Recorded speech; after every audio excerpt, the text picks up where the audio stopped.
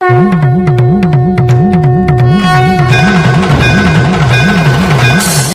भक्त सदैव ये जानकर विश्राम करे कि कोई है जो सदैव उसका ध्यान रखता है।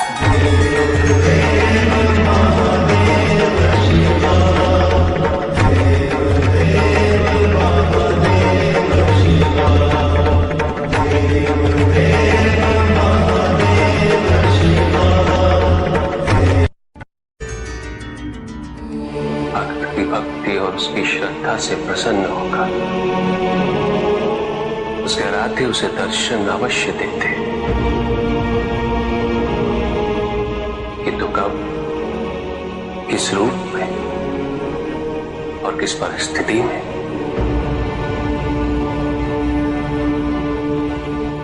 इसका पूर्व ज्ञान होना भक्त के लिए संभव नहीं होता। जब जब भक्त भगवान का ध्यान करता है, तब तब भगवान भक्त का ध्यान रखते हैं।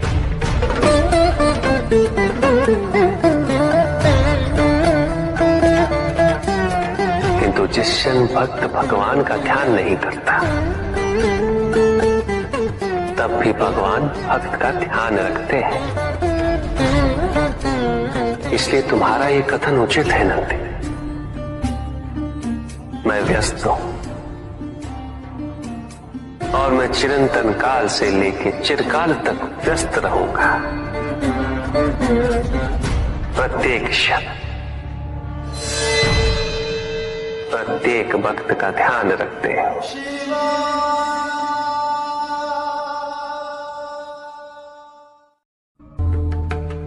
जिसके कारण स्वार्थ, विनाश, क्रूरता, अशांति और भय में वृद्धि हो, वो अज्ञान है। किंतु जो व्यक्ति को उदार, निर्भीक, सहनशील और विनम्र बनाए, वही ज्ञान है। अज्ञान की शक्तियां दुरुपयोग करने हेतु प्रेरित करती हैं, किंतु जो अपनी शक्तियों और अपने सामर्थ्य के प्रति अपने उत्तरदायित्व को समझाए, जो न केवल अपने अपितु अपने से पहले संसार के उद्धार हेतु प्रोत्साहित करे, वो ज्ञान है। ज्ञान का मूल उद्देश्य ही परोपकार है, सृजन है। दूसरों की भावनाओं को समझना, उनका आदर करना, यही ज्ञान है। क्योंकि ज्ञान हमें न केवल अपने अपितु दूसरों के दुख और सुख के प्रति भी संवेदनशील बनाता है। किंतु जो दूसरों की भावनाओं का अनादर करे, उसे ज्ञान की श्रेणी में कैसे रखा जा सकता है? अज्ञान के कारण व्यक्ति सांसारिकता में बंधता जाता है, मोह माया में उलझता जाता है। अज्ञान परम सत्य से दूर ले जाने का माध्यम है, किंतु ज्ञान व्यक्ति को परम सत्य की ओर ले जाता है। ज्ञान मुक्तिदायक है, मोक्ष का मार्ग है, और इस मुक्तिदायक ज्ञान का सर्वोच्च रूप है आत्मज्ञान। और यही ज्ञान की पूर्णता भी है कि व्यक्ति अपने को समर्पित कर दे, छोड़ दे अहंकार को, तो ब्रह्म की इच्छा ही पूर्ण होती है, और अभी भी वही फलित हो रही है। ऐसा नहीं है कि हम उससे भिन्न फलित करा लेंगे, लेकिन व्यक्ति भिन्न फलित कराने में लड़ेंगे,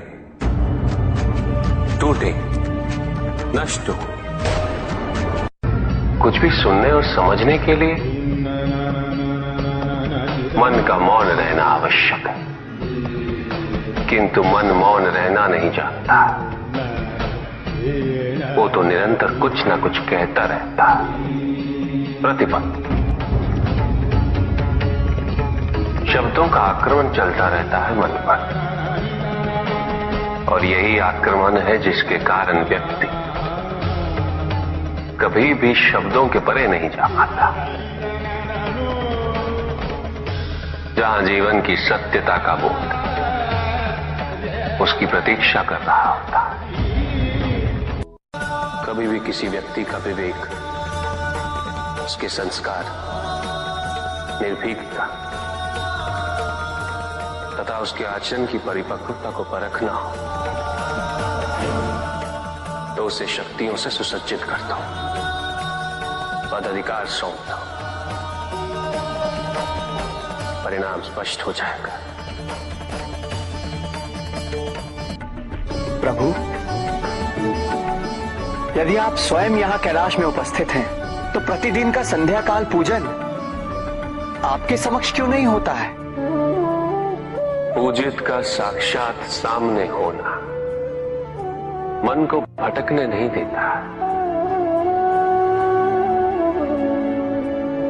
किंतु जो सच्चे भक्त हैं, भगवान तो उनके मन में, उनके हृदय में निवास करते हैं। जिनके हृदय में श्रद्धा है, उनके लिए पूजा करने हेतु अपने आराध्य का साक्षात सामने होना अनिवार्य नहीं।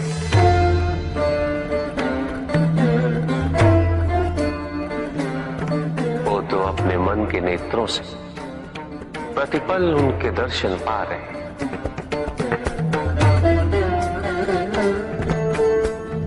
उनकी प्रत्येक अनुभूति में भगवान है।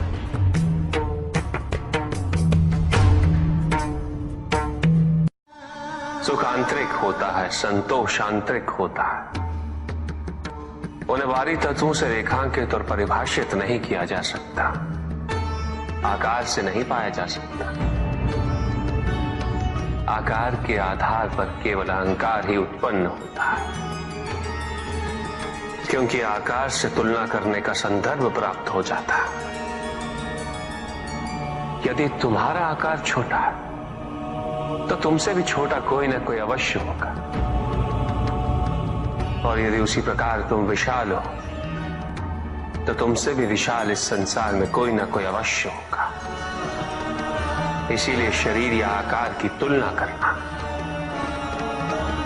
कभी भी शाश्वत सुख का आधार नहीं बन सकता। युद्ध किसी व्यक्ति से नहीं गणेश, मानसिकता से होता। युद्ध में संघर्ष अच्छाई या बुराई का नहीं होता, सभी में अच्छाई है और बुराई भी है पुत्र। युद्ध तो विचारधाराओं का होता है। व्यक्ति अपने पराक्रम पर